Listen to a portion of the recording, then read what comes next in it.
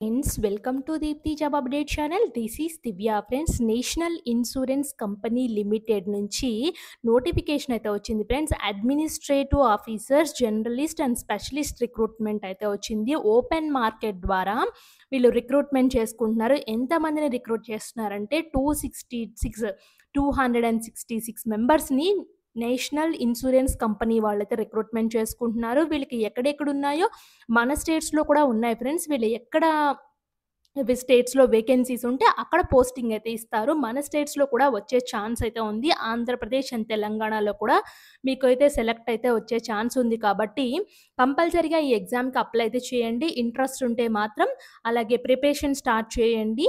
మీకు తప్పకుండా ఇట్లాంటి జాబ్స్ తొందరగా వచ్చే ఛాన్స్ కూడా ఉంది ఫ్రెండ్స్. నేషనల్ ఇన్సూరెన్స్‌కి కంపెనీకి సంబంధించిన డీటెయిల్డ్ అండ్ అప్లికేషన్ ప్రాసెస్ ఈ వీడియోలో తెలుసుకుందాము.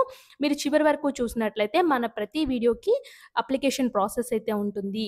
అదేవిధంగా మనం 40,000 సబ్స్క్రైబర్స్‌కి చాలా చాలా దగ్గరలో అయితే ఉన్నాం ఫ్రెండ్స్. సబ్స్క్రైబ్ చేసి సపోర్ట్ చేయండి. మేము మరిన్ని వీడియోస్ అయితే చేస్తాము.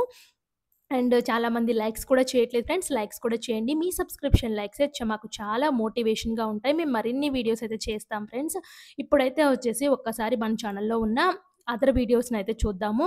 ఇక్కడ చూడండి, బస్తీ దవాఖానా, వర్క్ ఫ్రమ్ హోమ్ జాబ్స్ గురించి అయితే అడుగుతున్నారు. అది కూడా చేశాం ఫ్రెండ్స్. ఇక్కడ సీఎస్ఆర్‌కి సంబంధించింది నేషనల్ నెహ్రూ సైన్స్ సెంటర్ నుంచి అయితే వచ్చింది. సీఎస్ఆర్, ట్రిపుల్ ఐఎం, మహిళా శిశు సంక్షేమ శాఖ, విమాన శాఖ jobs, national health machine jobs, CSR UGC net నుంచి నోటిఫికేషన్స్, ఇంకా చాలా రకాలుగా అయితే ఉన్నాయి ఫ్రెండ్స్ చెప్పుకుంటూ పోతే. సో, ఒకసారి చూడండి. అదేవిధంగా షార్ట్స్ రూపంలో కూడా మేము ఇంపార్టెంట్ అప్డేట్స్ అయితే చేస్తూ ఉంటాము. షార్ట్స్ కూడా ఒక్కసారి మీరు చెక్ చేయండి. మీకేదైనా డౌట్ ఉంటే కింద కామెంట్ బాక్స్‌లో కామెంట్ చేయండి. తప్పకుండా రిప్లై అయితే ఇస్తాను. ఇంకా ఏదైనా అదర్ నోటిఫికేషన్ చేయండి అక్క అన్నా కూడా మేము తప్పకుండా చేస్తాము. మా కామెంట్ బాక్స్‌లో తెలియచేయండి. ఇది అఫీషియల్ వెబ్‌సైట్ నేషనల్ ఇన్సూరెన్స్ నుంచి అయితే వచ్చింది. ఇక్కడ చూడండి, రిక్రూట్మెంట్ ఆఫ్ అడ్మినిస్ట్రేటివ్ ఆఫీసర్స్ అని చెప్పేసి అఫీషియల్ వెబ్‌సైట్‌లో మెన్షన్ చేశారు. ఇక్కడ అప్లై ఆన్‌లైన్ క్లిక్ చేసేవాళ్ళు ఇది క్లిక్ చేసుకొని అప్లై చేయండి. అడ్వర్టైజ్‌మెంట్ కావాలంటే ఇది క్లిక్ చేసుకొని అప్లై అయితే చేయండి. అడ్వర్టైజ్‌మెంట్ కనుక వచ్చినట్లయితే ఇక్కడ చూడండి. ఇక్కడ ఆన్‌లైన్ రిజిస్ట్రేషన్ అయితే స్టార్ట్ అయితే అయిపోయింది. లాస్ట్ డేట్ అయితే 3 జులై అయితే ఇచ్చారు. పేమెంట్ అయితే వచ్చేసి 12 జూన్ నుంచి 3 జులై వరకు అప్లై అయితే చేసుకోవచ్చు. And date of examination phase 1 అయితే వచ్చేసి 20థ్ జులై అయితే ఉంటుంది. మీకు ఫేజ్ 2 అయితే వచ్చేసి ఫర్దర్‌గా ఇక్కడ 31 ఆగస్ట్ ఉంటుందని కూడా క్లియర్‌గా అయితే చెప్పారు. సో, ఫేజ్ 1కి, ఫేజ్ 2కి మధ్యలో కాల్ లెటర్స్ ఎప్పుడొస్తాయో కూడా వాళ్ళు ఇన్ఫార్మ్ చేస్తామని చెప్తున్నారు. అండ్ ఏమేం పొజిషన్స్ ఉన్నాయంటే ఇక్కడ డాక్టర్ అయితే ఉంది. MBBS 10 vacancies. Unreserved OBC, SC, ST, EWS కేటగిరీలో ఈ విధంగా డివైడ్ చేశారు. పీడబ్ల్యూబీడీకి కూడా వేకెన్సీస్ అయితే ఉన్నాయి. లీగల్, ఫినాన్స్, ఇన్ఫర్మేషన్ టెక్నాలజీలో కూడా 20 వేకెన్సీస్ అయితే ఉన్నాయి ఫ్రెండ్స్. ఆటోమొబైల్ ఇంజినీరింగ్‌లో 20 వేకెన్సీస్, స్పెషలిస్ట్ బ్యాక్‌లాగ్స్ అయితే వచ్చేసి ఫినాన్స్, ఆటోమొబైల్ ఇంజినీర్స్‌కి అయితే ఉన్నాయి. బ్యాక్‌లాగ్స్‌తో కలుపుకొని 96 వేకెన్సీస్ అయితే వేసుకున్నారు. జర్నలిస్ట్ పొజిషన్ అయితే 170 అయితే ఉన్నాయి. అందులో అన్‌రిజర్వ్డ్ వాళ్ళకి 68 వేకెన్సీస్ అయితే ఉన్నాయి.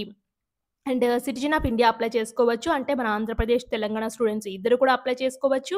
అండ్ ఇక్కడ సర్వీస్ కండిషన్ అయితే వచ్చేసి the minimum stay at the initial place of posting will be 5 years. మీరు ఒక చోట పోస్టింగ్ వాళ్ళు డిసైడ్ చేస్తే మినిమమ్ 5 ఇయర్స్ అక్కడ వర్క్ చేయాలని కూడా క్లియర్‌గా మెన్షన్ చేస్తున్నారు. Candidate selected as a specialist officer may be required to continue at the same specialization for a minimum period of 10 years పని చేయాలి. So, they will be however continue to eligible promotions and company norms ప్రకారం అయితే ఉంటాయి. ఒక్కసారి ఈ service interest ఉంటేనే join అయితే అవ్వండి. A candidates appointed officers cadre regular pay rolls of the company shall be probation period for 1 year probation period అయితే ఉంటుంది.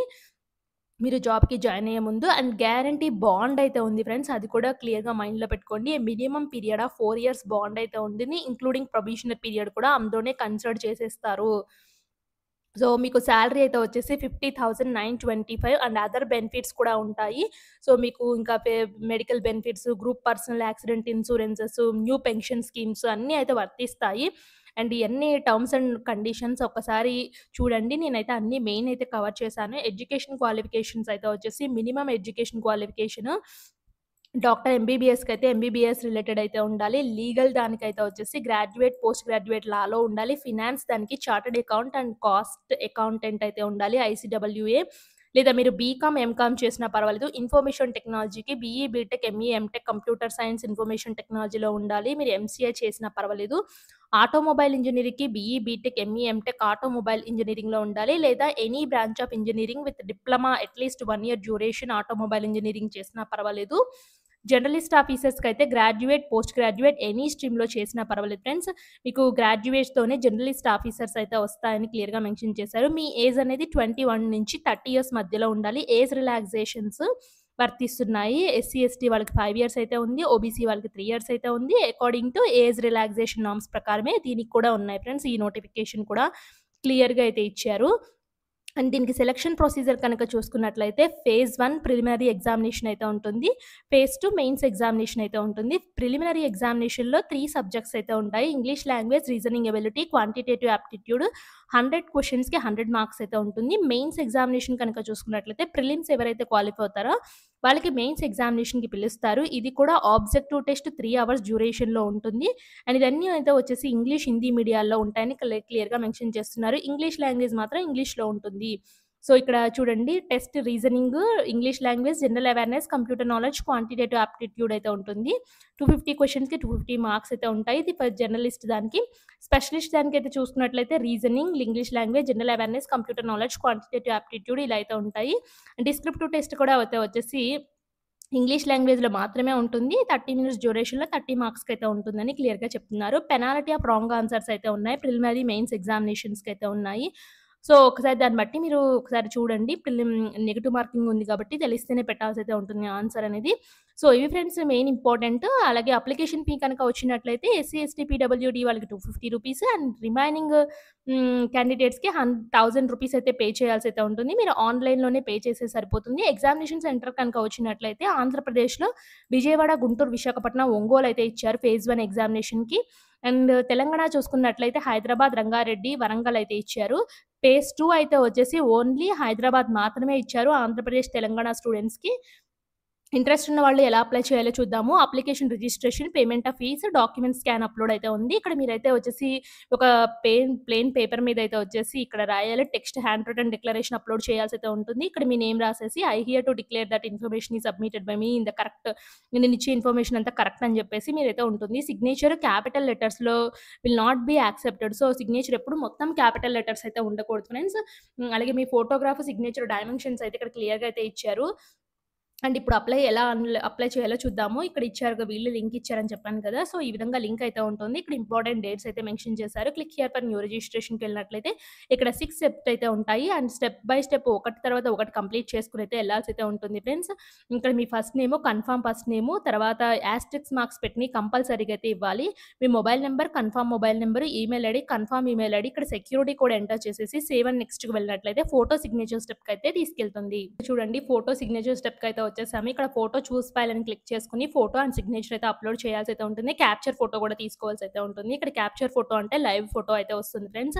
ఇప్పుడు నేను చూడండి నా ఫోటో లైవ్‌గా అయితే కనిపిస్తుంది గదా! సో, ఈ విధంగా అయితే నేను లైవ్‌గా కనిపిస్తూ ఉంటాను మీకు. నేను రికార్డింగ్ చేస్తుంది కనిపిస్తుంది కదా ఫ్రెండ్స్. ఇక్కడ క్యాప్చర్ అయితే చేసేస్తున్నాను. క్యాప్చర్ అయితే అయిపోయింది. మీరు మంచి నీట్‌గా లైట్ బ్యాక్‌గ్రౌండ్ అంతా ఉండాలి ఫ్రెండ్స్. అప్పుడే నీట్‌గా అయితే మీ ఫేస్ కనిపిస్తుంది. సో, నేను ప్రెజెంట్ అయితే సేవ్ అయితే చేసేస్తున్నాను. సో, నేను సేవ్ చేసేసుకున్నాను. తర్వాత ఇక్కడ అప్‌లోడ్ ఇమేజ్‌లో మంచి ఇమేజ్ అప్‌లోడ్ చేస్తాను. అలాగే చూస్ ఫైల్ దగ్గర క్లిక్ చేసుకొని సిగ్నేచర్ కూడా అప్‌లోడ్ చేసి నెక్స్ట్‌కైతే ఎళ్ళిపోండి. అన్నీ అప్‌లోడ్ అయితే చేసేసాను. నెక్స్ట్ స్టెప్‌కైతే ఎళ్ళిపోతున్నాను. నెక్స్ట్ స్టెప్‌కెళ్ళిన తోటే డీటెయిల్స్ అయితే వస్తుంది. So, basic details discipline applied for ఏ డిసిప్లిన్‌కి అప్లై చేస్తున్నారైతే అడుగుతుంది. సో, నేనైతే జర్నలిస్ట్‌కి అప్లై చేస్తున్నాను. మీ కేటగరీ ఏంటి?